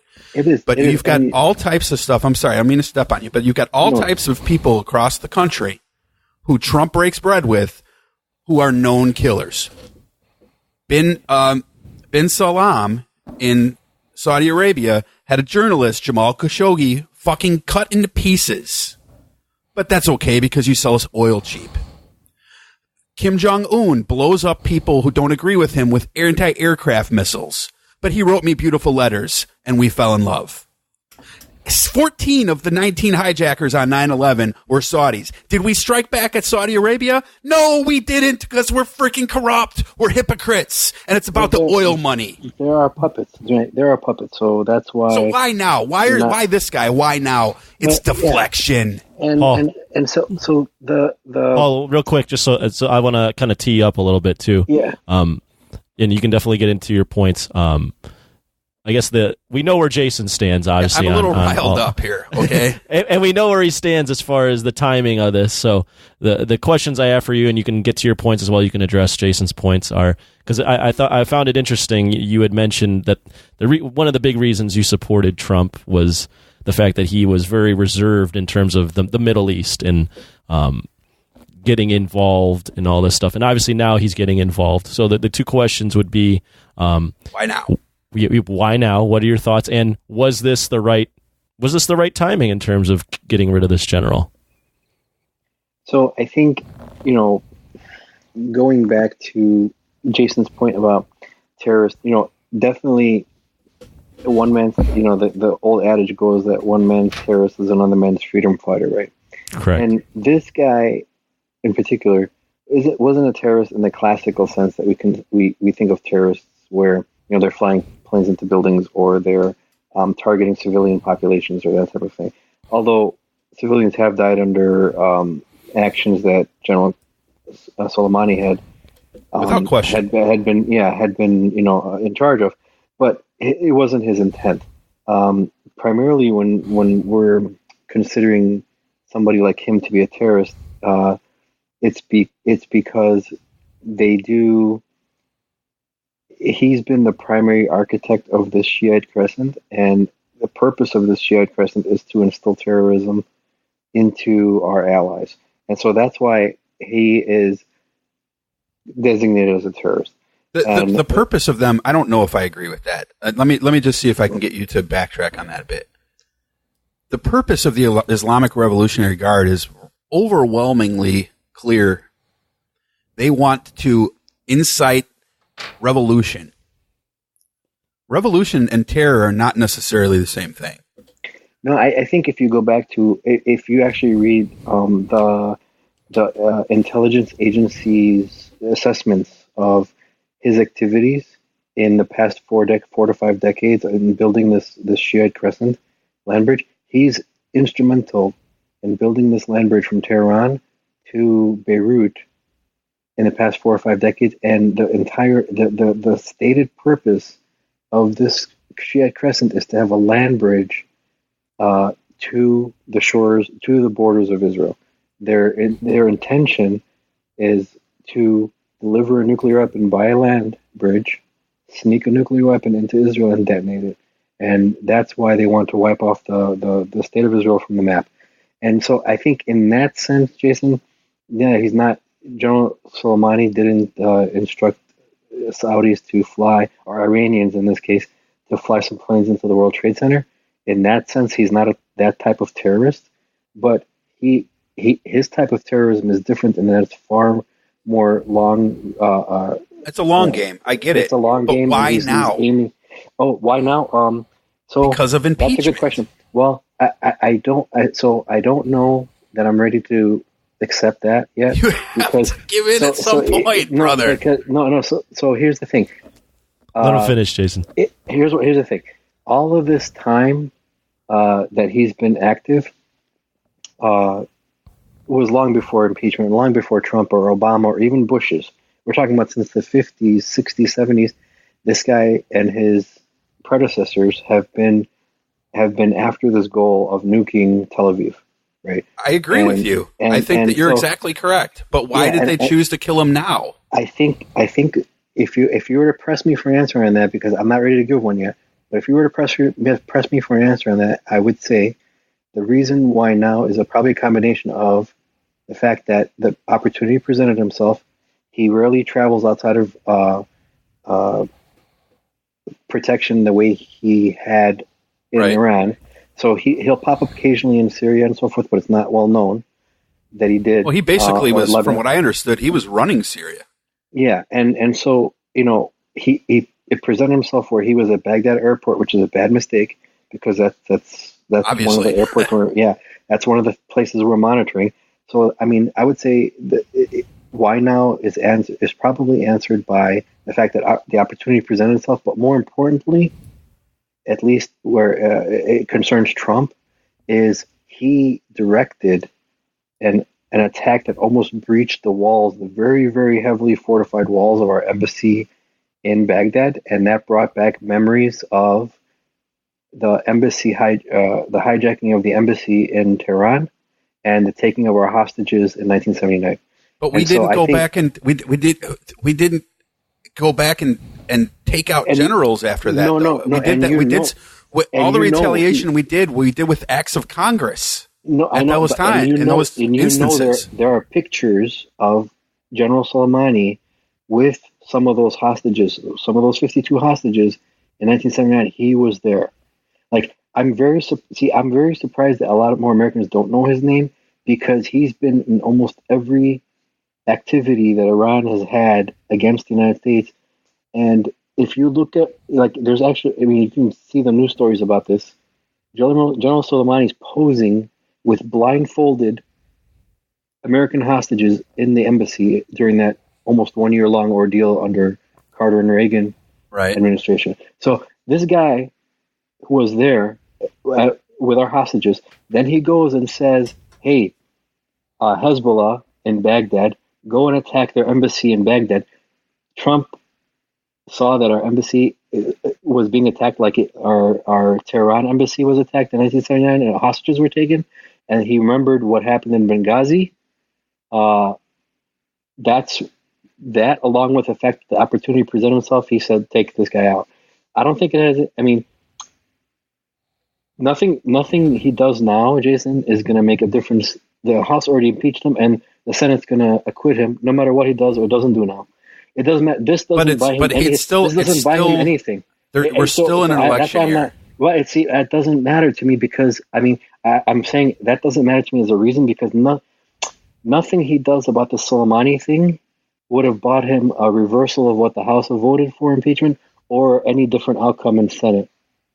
So I don't understand because it's going to be more difficult for the American people to reelect a president who is just and we all, like I said, like you just said, we already know that the Senate is going to clear him of wrongdoing. We know that already because they're all dishonest. There's no incentive for him to do this. What incentive for him to do this? Because the average voter, he wants to be able to pull the average voter who's right now leaning towards impeachment. Remember, look at the polls. And again, we say what you will about polling, but I believe it's 55%, and this was a Fox News poll, 55% of Americans are in favor of impeachment, and 45% are in favor of impeachment and removal. That's a Fox News poll. Okay, so and even the Fox News guy said, "Oh, but his approval rating went up 1 point." So this is very surprising. Yeah, it's surprising, but you know what? The thing is he is in impeachment, and people are seeing the facts of what happened with Ukraine. And we won't get into Ukraine right now, but the point of the matter is that we're in an election year. It's 2020, and there are people who are leaning towards impeachment who could be swayed by the fact that if we get into a war, just like with Eisenhower, they don't want to switch presidents during a war because it's a period of turmoil. And you can't and you also, by the way, can't have Edward Gallagher in the White House who is just tried and found guilty of taking pictures with dead ISIS fighters who are 14 years old and being accused of war crimes and putting his troops in danger and hugging this guy at Mar-a-Lago and then say, oh, but Soleimani took a picture with a hostage in 1985. That's a completely dishonest thing for Trump to do because one guy happens to be Caucasian and the other guy happens to have a funny name and be from the Middle East. One's an American, and that's where Trump is concerned. But let me go back to your other point. I know of absolutely zero people who are on the fence when it comes to Trump in this election. Zero. But Trump doesn't know that. Trump thinks everyone loves him. No. I personally know of zero people who haven't already made up their mind about who they're voting for in the 2020 election, and not one of them would be swayed by any action or lack of action Trump does in any war. But secondly, the whole impeachment thing, it was the only impeachment in the history of America that was completely done by one party. Not a single opposing party vote for this. So who's that an indictment on, though? Is that an indictment on the Republicans or is it an indictment on the Democrats? Because you did have one conservative who went over the aisle, Justin Amash, and what did? They kicked him out of the party. No, I mean, regardless of who it's an indictment on, the fact of the matter is every other impeachment was bipartisan. This one was not. So I think, to say he was an impeached president, blah, blah, yeah, the Democrats took some revenge out on him, and it's going to fail in the Senate and whatever. I don't see any of this activity that he's doing in this war actions that he's taking to have any impact on what's already been a settled issue. Yeah, the Democrats voted for impeachment in the House, and they're still refusing to send it up to the Senate. And the Senate, even when they do get it, are going to just dismiss it anyway, rightly or wrongly. So none of this is going to matter. Let me jump in real quick here, because I don't want to take this too far down the impeachment track. We're jumping down a little bit of a rabbit hole, which is fine. I mean, it's all part of the discussion. I wouldn't put it past Trump to create a diversion, although I would push back a little on Jason. I don't look at the polls, obviously, but anecdotally, I don't know if America necessarily wants war either, so I don't know if that would necessarily help. I don't think Trump actually wants war. I don't know if Americans want war, though. And I don't know if that would necessarily help him in an election, but either way, so let's go with this. We're here now. This is where we're at. We're at a point now where they have fired missiles from Iran, not proxy, from Iran to American bases based in Iraq. We'll see what the damage is. It looks like they strategically targeted these bases that didn't have a ton of Americans, so take that for what it's worth. I've read reports that there are actually closer bases that they could have hit that have much more Americans, so we'll see what this all means later, but we're here. They fired missiles at American bases. What's next? I mean, as Americans, what is the next move? Do you see us walking away? Do you see us escalating? No, that's why he's having a conference tomorrow. The problem is going to be is that, and this is something Paul's right about. The Democrats are so weak. Okay, first of all, there's two types of Democrats. You have your Pelosi Democrats and you have your progressive Democrats. The Pelosi Democrats are so weak that they're going to do whatever the hell Trump wants them to do. You want to know why? Because they have the same donors. Okay, that's the reason why. They're all in bed with health care and oil. But the point that, but not to go down that rabbit hole either, but they're going to get to basically look at this and depending on how it all turns out, we don't know what the final numbers are and everything like that. A lot of them could be swayed into into declaring war. I wouldn't be shocked of that. The other problem is, though, that there will be some Democrats who just, no matter what, your Tulsi Gabbards of the world and your Alexandria Ocasio-Cortez of the world are not going to support anything Trump does. Tulsi will support him on some things, but not when it comes to war. And they will they don't care what the facts are 99% of the time. But what unfortunately is going to happen is we're going to do something else, and it's probably going to be retaliatory, because Trump has to win. The damage he inflicts has to be more. This is just the ego that he has. It is the way that it is. It's the way he's wired. And he will probably do it by executive order, because this guy said over and over again, I can do whatever I want. He quotes all of these different constitutional amendments and statutes and stuff like that give him privilege to do whatever he wants to do. So, and the cabinet and the DOJ, not the DOJ, but the Department of Defense, they're all people who are appointed by him or working directly for him under his authority. It's going to be bad. Now, I don't think we're looking at World War III here by any stretch, unless Russia decides to get involved at some point. But, maybe the fact that he's so-called buddies with Putin will help. But this is not going to be positive. I am not looking forward to what he's going to announce tomorrow, because it is going to be an escalation. If it's not, I will come back and I will give him complete credit for de-escalating, because I will be honest. Well, my question would be, can any president at this point de-escalate? If you're the president of the country and you get your bases attacked. We bombed them and killed 27 people and injured 55 more. Right. We've already hit. How many more people do you want to kill? Right, that's true. I would say, and sorry to interrupt here, guys. Oh, go ahead. I would say we are doing ourselves as Americans a great disservice by considering this to be something that Trump is doing, or that has been in Trump's court only. This has been a brewing. You can ask why now, right, till the cows come home. But this has been brewing for a long, long time. And I think if it's not Trump, it's going to be some future president. It's been many past presidents, I know that for a fact, that have had to deal with Iran's antics, and this particular general's antics for that matter. And I think we're doing ourselves a great disservice by saying, by framing this discussion around Trump. This is a existential problem that America as a country has faced really ever since we decided to get involved in Middle Eastern politics and frankly to create a Jewish homeland in the Middle East. You're exactly right about that. I agree with you. So the answer, though, is that Trump has made it about him. His tweets, the anti-Benghazi he tweeted out the other day. Obama, for all his faults, had put the Iran deal in place for a reason. He gave them their $400 million back with interest for a reason. He unfroze those assets. He didn't drop crates of cash over there.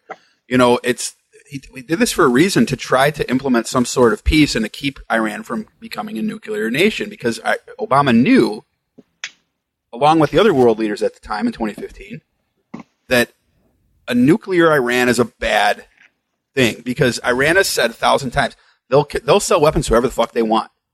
They've said this, right? And you think they wouldn't sell nuclear weapons? Of course they will. But they'll use them first. Honestly, they'll use them first, and absolutely.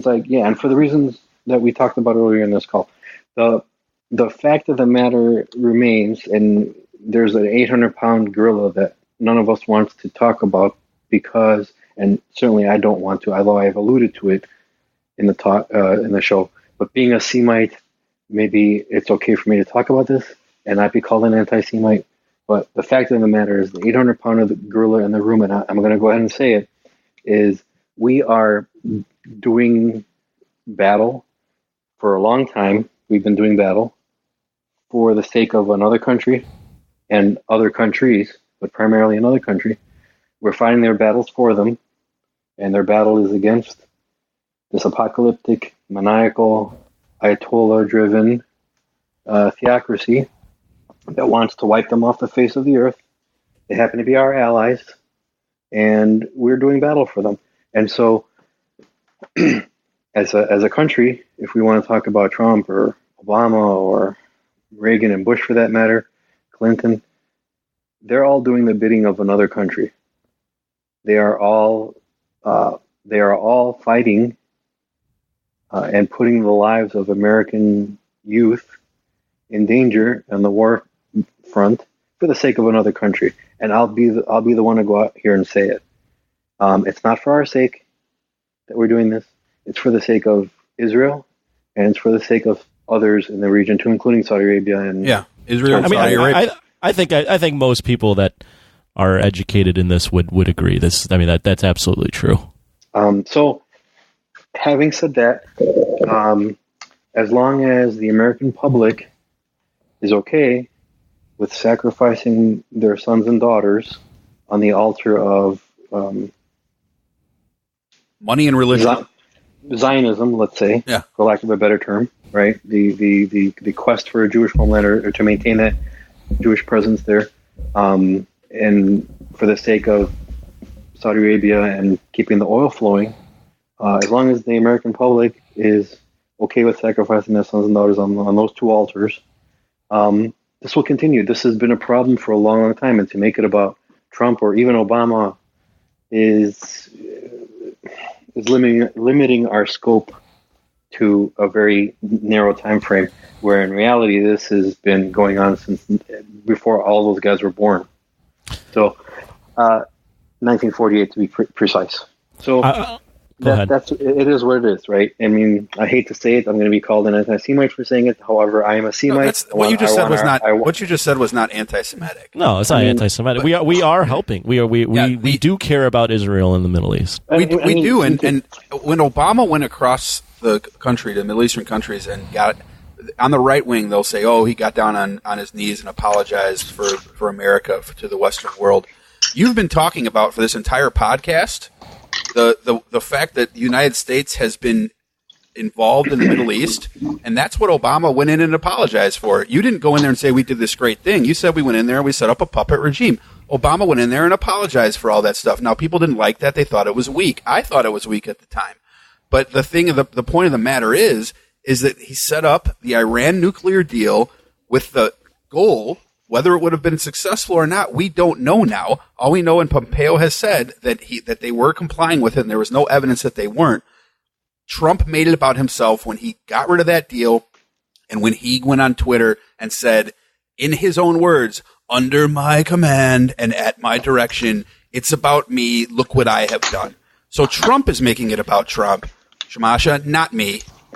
Yeah, I mean, there's definitely an ego there. Nobody's ever accused Trump of being modest, not modest or not anything. Yeah, I'm not very modest. So you'll never hear me kind of defend that aspect of it. but I do want to say, there are, with this killing of Soleimani and with this action against Iran and coming actions against Iran, because there will be, we all know there will be. There are two groups, primarily two groups in that region that are celebrating right now. The first group that's celebrating and dancing in the street are, of course, the Israelis. The second group that is dancing and celebrating in the streets are, of course, the Sunni radicals. So the ISIS-type folks, because General Soleimani in particular, he was ISIS's worst nightmare. He was literally Rambo to them. So was his killing good? Was his killing bad? To some people it's good. To some people it's bad. It all depends on where you fall in to the geopolitical realm. Whether you're celebrating his demise or whether you're lamenting his demise. So America has cast its lot. Netanyahu is celebrating. This has been his wet dream for a long time. Benjamin Netanyahu and King Salman, the Saud monarch right now, he's had this wet dream along with Netanyahu for a long time too about the United States going and taking care of their number one threat. They have it's funny for Americans to think that Saudi Arabia and Israel have a common number one threat. Their common number one threat is Iran, and they couldn't take them on themselves. So we're doing the dirty work for them. And I pray that we're not going to give up too much of our U.S. lives for the sake of Benjamin Netanyahu and King Salman. Well, let me jump in right there too, because I've done a little bit of research on what it would take to beat Iran. There's no doubt in my mind. We're Trump just said, Tony, it's going to be a very, very fast war. It's going to be a two. They said this. They said, you know what? I saw this. Didn't we all see this movie? Wasn't it the one with Tony Stark? No, it was the one for the Iraq War. And they said it was going to be a fast war. And guess what? We still had troops there up until what? Well, very, very recently. What I would say is there's no doubt in my mind we would obviously beat Iran. We're much further militarily advanced than they are. But Iran is not Iraq. As we mentioned earlier, we're not going to just blow over Iran and the people are going to be like, contrary to what I think we've been putting out, the people there love what they've got going on over there for a lot. Most of those people. They have influence in a lot of other countries outside of Iran, too, where Iraq did not. I think the war with Iraq, just to get that government out of there, would take longer. Iran, sorry, excuse me, much longer than Iraq. Plus, you would be removing a government that a lot of people like over there to replace with what? And then you think putting a hole in Iraq has created chaos. What the hell happens with Iran if they don't have that government there? Right, exactly. So I don't see. I just don't know what the end game here is. Like I don't see how this benefits us to go into Iran and try to if we go into Iran and escalate this to the point of war. What is the end game? To remove that government? To remove the Ayatollah? Then what? You have to ask yourself. You have to ask yourself not what is our end game, right? You have to ask yourself in whose best interest is it for us to go and destabilize Iran and take out all of their infrastructure or their industry and especially their nuclear facilities. In whose but imagine what pops up in its place. Right, well, like Doctor Strange said, we're in the end game now, right? But it's the idea here is, and I know Shamasha is going to agree with this. You can take down a person, you can't take down ideas. Like we can take down Trump, but the movement that's around Trump that is going to stay beyond Trump, right? Just like with the Ayatollah in Iran, he's popular not because he's him; it's the ideas that surround him, and there will be insurgents that go up against whatever puppet regime we set up there. It's going to be a problem for decades. So I think it'll be a bigger problem than Iraq, personally. So I'm sure maybe you guys haven't read or this, but on the IT world, it's kind of famous. I just automatically assume that people know about this story, but some people, unless you're in IT, maybe you don't. But the most famous malware in existence, the most sophisticated virus that was ever created by anybody. It was called, oh gosh, what was that called? Was it the I Love You? No, something net. I forget what it's called. Stuxnet. Stuxnet. The Stuxnet virus or malware was created by American and Israeli IT specialists in their intelligence communities, and it specifically targeted the centrifuges, the Siemens, the German company Siemens. Yeah, the centrifuges were self-destructing. Yeah. I remember that. Yeah, were self-destructing, and this malware was so sophisticated that it even was able to penetrate into air-gapped networks where these computers were not connected to the internet. We call them air-gapped, right? And they did so by a special means of spreading from one infected USB drive to another and so forth until it got to a very, very specific set of controllers that for these centrifuges that Siemens had built and made them spin faster than necessary. Now, the only reason why I'm bringing up that story, and it caused these disasters for the Iranian nuclear program, set them back many, many years. The only reason why I bring that topic up or that story up is this: we're saying, okay, what does it replace, or like if we were to take action against Iran, what does it do? The primary means by which Israel and the United States have been dealing with Iran up to now has been to delay their nuclear program. It took many, many years and probably tens of millions, if not hundreds of millions of dollars for the United States and Israeli intelligence agencies to develop that virus, that computer malware that spread into their centrifuges at their nuclear plants. They spent all that time and all that money, probably a decade of writing that malware, just to set back Iran's nuclear power program by 4 or 5 years, maybe if we're lucky, a decade. That's been the goal so far. And so when people say, "Well, what are we going to gain? What's going to take place?" The objective of everything in our dealings with Iran and in Israel's dealings with Iran and Saudi Arabia's dealings with Iran is to delay. And in the meantime, Israel is getting stronger. Saudi Arabia is getting stronger. They're playing a long-term game. All of these proxy wars, the Shiite crescent didn't come up overnight. It's been decades in the making.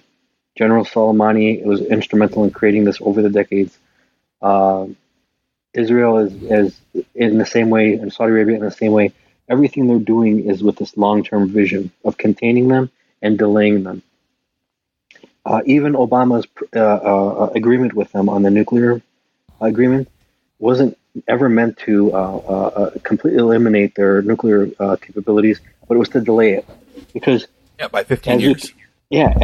As you can see right now, because of this, they're using this as, okay, we're not abiding by the agreement anymore, even with other countries. Well, that proves that you didn't eliminate their program. Obama's thing didn't eliminate their program. It just, for as long as they chose to abide by it, it just delayed the inevitable. The inevitable is this, and I hate to be apocalyptic about this since we were talking about being apocalyptic. The inevitable is this: we didn't stop North Korea, no matter how much we starved them. They ate grass, right? There was these famous stories about the North Koreans eating grass and using all their money that they would have eaten otherwise, or preventing starvation otherwise, using all their money to build up their nuclear program. When a nation can see that its only option of survival is to develop nuclear weapons, they're going to develop nuclear weapons even if they starve half their people, even if they starve 90% of the people. Look at Nazi Germany for an example. Yeah. Non-nuclear, but the same idea. Well, all their nuclear scientists came here and helped us develop the Manhattan Project. They were only a couple of years away from going nuclear, the Nazis. Thankfully, we got their scientists before they can complete their work. But anyway, Iran is going nuclear. The bottom line is they are going nuclear, and it's only a matter of time. No matter how much we delay it, no matter how much Obama tried to delay it, and I'll never fault him for that. That was one good thing that he did do. not one good thing, but one of many good things that he did. Iran is eventually going to become nuclear. We have to live with this fact. They are going to be nuclear. The question is, are they going to be nuclear with the ability to deliver a warhead to Tel Aviv? If that's the case, then it's not going to be limited to that theater of action. If Iran nukes anybody, Saudi Arabia or Israel, it's world war and it's all going nuclear, and civilization as we know it is gone. So, I mean, we're talking about that big of a thing, and I don't know. I just don't want to do us all a disservice as Americans by talking about presidents come and go, and this problem remains. Right. It's been there since 1948, so we're coming across almost 100 years, right, of this problem. So, where do we go from here? Well, here, let me jump in because I'm reading more reports just to keep you guys updated. So I'm reading two different reports from two different sites, CNN and Fox, that right now, as of now, no casualties at either base. I have read that both of these bases were a little further away than one of the main air bases that the U.S. has. So what it seems like to me, and I don't know if this changes your opinion on what the U.S. reaction will be, is that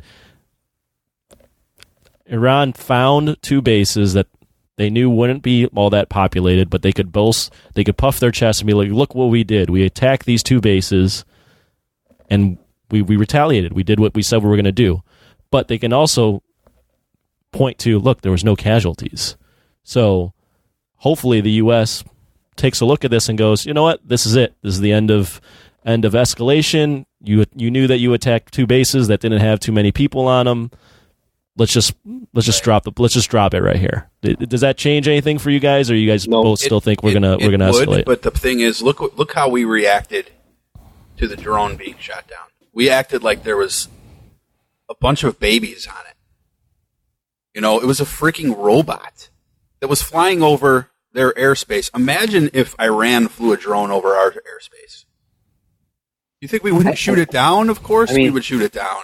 Yeah, you know, so it's like, I don't know, and I'll shut up here, but I don't know. I doubt with the man in charge that we have.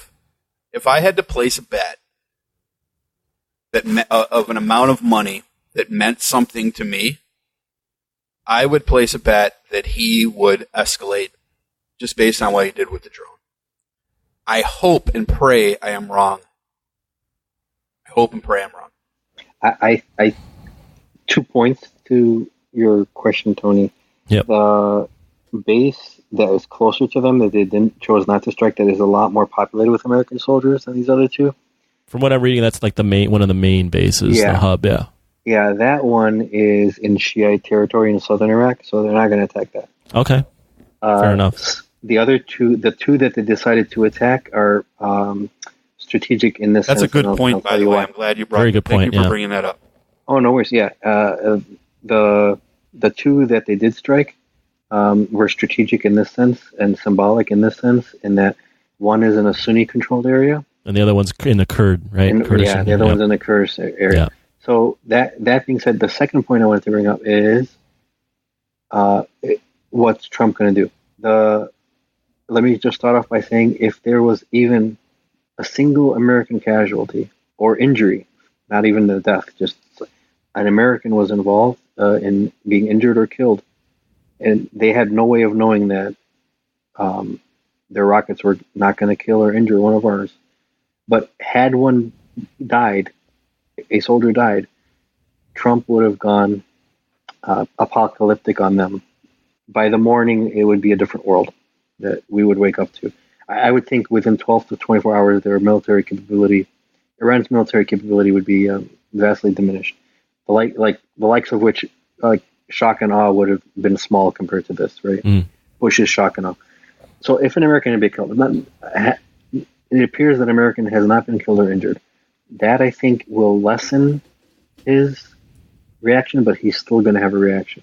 He has to have a reaction. There's no way, even if it wasn't Trump and it was somebody less egotistical than Trump, you would still have an American reaction to this, because we killed their number two in charge because he tried to have his goons storm our embassy in Iraq. How much more so are we going to do about these rockets attacking bases that we're stationed in? Being fired from the country itself, not proxy. Yeah. So there's no doubt there will be a reaction, but I think it's going to be less severe than had an American died in this attack tonight.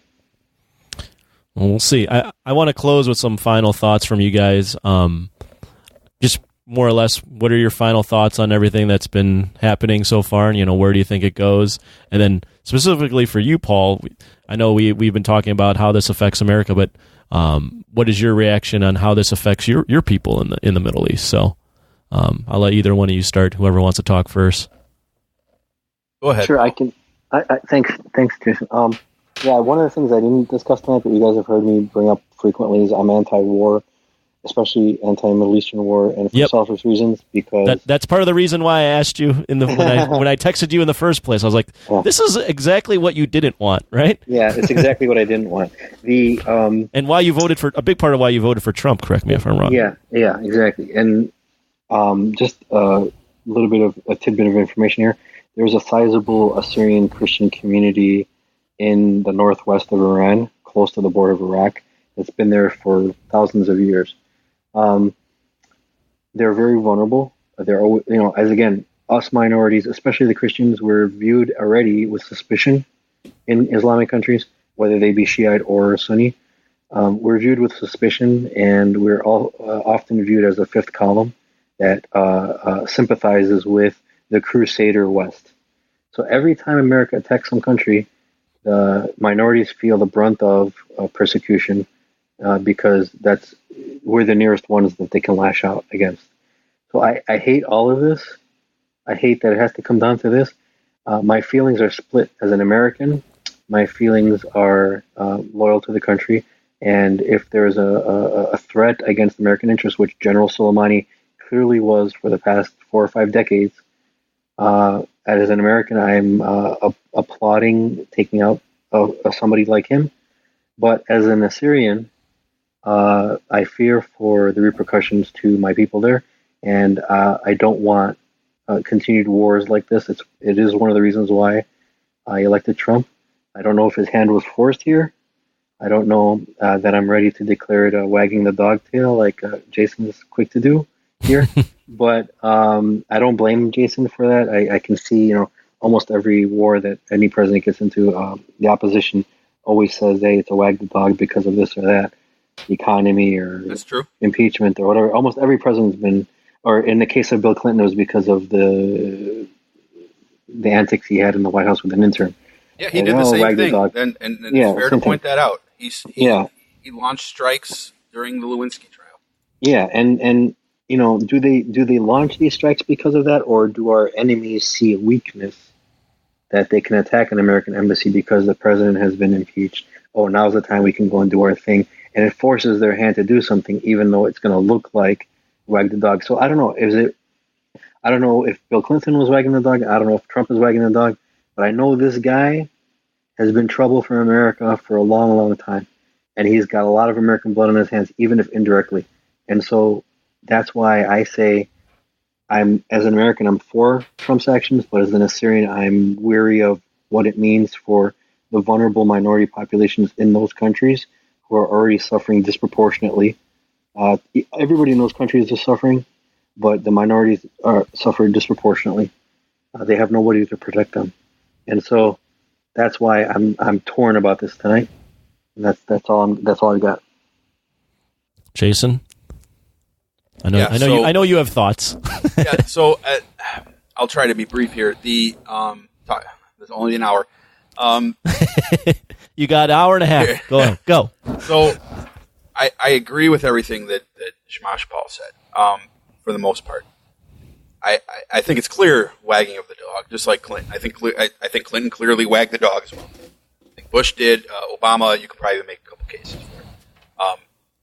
No U.S. president has been the idea of Jesus Christ, right? So, but here's the thing. I'm going to turn this a little bit to comic books, right? I'm going to draw you an analogy. because it's always the people that get affected. And again, like I said, in Yemen, look at what's going on in Yemen there. The people are suffering. Yes, we took out this general, and yes, he was probably a real piece of work. Like Saddam Hussein, terrible guy. But look what's happened in his stead. So to pull in the comic book analogy, go back to Avengers: Age of Ultron, right? Not a lot of good in that movie, but the Quicksilver and Scarlet Witch. What's their actual name? They are, something. Yeah. Quicksilver and Scarlet Witch. Yes. Let's think of their backstory, right? When Ultron found out what their pain was, their parents were killed, and for 3 days they sit under a bed because the Stark Industries bomb didn't go off, and they had that image etched into their brain. This is an example of art imitating life, as so often happens. What did they do? They turned to the dark side, more or less, right? And then they ultimately both turned back because they saw the destruction that they were causing. Not everybody has that Kylo Ren moment, right? Where they do these things, and because they get this ideology put in their head that, my parents were killed by Tony Stark. There's going to be a generation of people that grow up and have grown up for the last 50 years, 60 years since World War II. 70 years now? Jeez. That are, and Paul's posting something here, but that grew up under the thumb of American presence and influence in other countries that oftentimes is violent and oftentimes does not care too much about the collateral damages. You can be, I love my kids, but I can be critical of them. If I yell at my daughter, it doesn't mean I don't love her. When I'm critical of America, it doesn't mean I don't love her. She can be better. And the onus right now is on President Trump to do what is best for the American people and actually be the person that I think he is when it comes to war. I don't believe that Trump is a warmongering president. I think Bolton was, and he's gone now. I think Trump is a lot of bad things, but a warmonger, I hope not. And this is going to be a difficult situation. It could be another situation where we could be there for a decade. So I guess something's. Go ahead, and there's some more fucking new news. So we go to our live reporter on the scene, Tony the Jock. Yeah, well, I don't mean to laugh. I'm laughing at the fact that he's calling me a reporter. Not sure if this is related, but a Boeing 737 plane in Tehran crashed shortly after takeoff, according to Iran semi-official news. It was a Ukrainian Airlines plane. Shocking. Iran is reporting that it crashed due to technical difficulties. So this just happened. They had the server from Ukraine. They're bringing it to Iran. And this is actually, Paul pointed this out first, so I won't take credit for that. No, I'm concerned because maybe people are saying things to de-escalate. I find it hard to believe that just out of coincidence, tonight out of all nights, right, a Ukrainian plane carrying 180 civilian passengers just happens to crash in Tehran airport. I don't know if it was U.S. missiles or Iranian missiles that thought maybe it was a U.S. warplane, but I would not be surprised if something like that, like they thought they were shooting down an American plane or drone or something, comes out. This Ukraine is highly is unlikely to be mechanical problems. Hopefully it's a coincidence, but better logic says probably not, right? Boeing 737, is that what it was? Ukrainian civilian jet. So, did you say it was a Boeing 737? Correct. Okay, that plane has the best safety record of any plane ever built. There you go. Yeah, I think that's Ukraine why Southwest buys them. Yeah, I think the Ukraine is going to be checking this out very closely. I think it was some shoulder-fired rocket by some crazy Shiite militia there.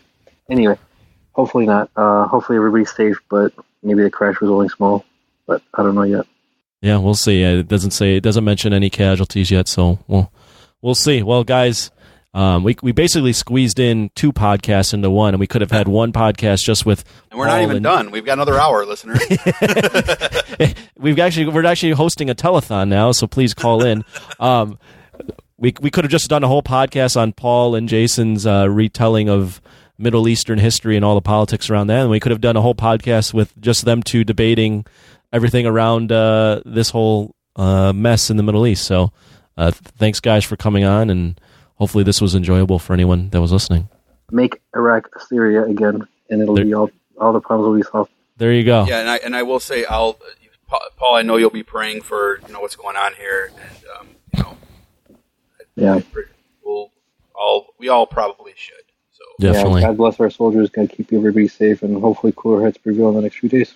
Hopefully, yes. Amen. This podcast is part of the Big Heads Media Podcast Network. Go to bigheadsmedia.com for more great podcasts. Hi, I'm Eric. And I'm Aisla. And together we are the hosts of the Bicurian podcast. Bicurian is our answer to the polarizing culture we live in. Tired of feeling under siege and looking for ways to get involved? Then come be a part of a different way of thinking. Everything from politics to geek culture to current events that polarize us as a society. We explore multiple ways of looking at things. Please check us out at bicurian.com and follow us on your favorite social media platform of choice. Forgive the interruption, but I believe this requires your attention. If you ever believed Captain America was on the U.S. Olympic soccer team. If you ever thought that the Winter Soldier was that brace yourselves guy on the internet. And if you ever wondered just what would a raccoon do with a machine gun. Then don't let another week pass you by without tuning into Mighty Marvel Geeks. Mighty Marvel Geeks is your show about all things Marvel. With news, rumors, commentary, and interviews. As well as our weekly recommendations on what to pick up on New Comic Book Day. Official consulting hours are between 8 and 5 every other Thursday. That's Mighty Marvel Geeks on WeebieGeeks.net, iTunes, Stitcher, Google Play, and anywhere else you listen to podcasts.